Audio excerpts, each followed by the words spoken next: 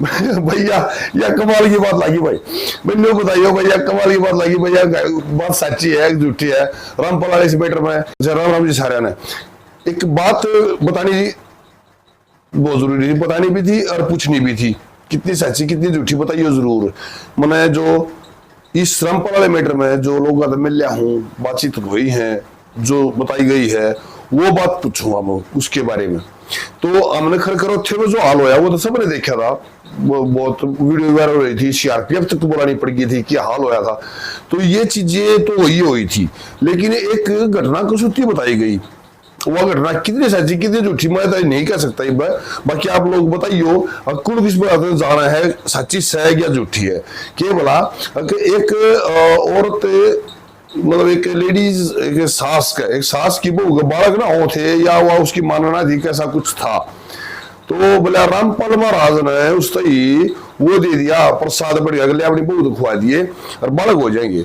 उस बहू ने जड़ तो ये में आके या ईर्ष्या में या मैंने अपने सास का कुछ भी सलाह और नहीं खाना है, वो प्रसाद मैसिया का घेर दिया और बोला भाई मानो ना मानो मैं से खूटा पड़ा गया भाजली और सीधी को आश्रम की बढ़ जाकर रोकी।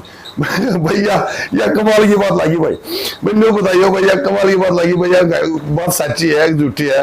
रामपाल वाले इस मैटर में यह बात कितने परसेंट सच है कितनी झूठ है, कमेंट करके बताइए जरूर।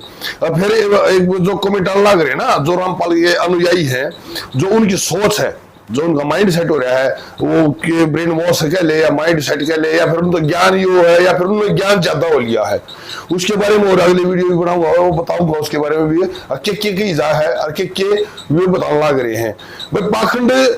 तो देखो पहली बात तो यह है, सबसे पहली बात तो यह होगी जो तीनों लोग को ना बनाने वाले हैं, जब उसके आगे वो नो नो नो नो आशीर्वाद देख रहा है और तीनों ब्रह्मा विष्णु में सेम याद जोड़े खड़े उसके, तो ये पाखंड निधन क्या है, यानी कि अपने आप को भगवान बता देना, अपने आप को भगवान तो ऊपर बता दिया।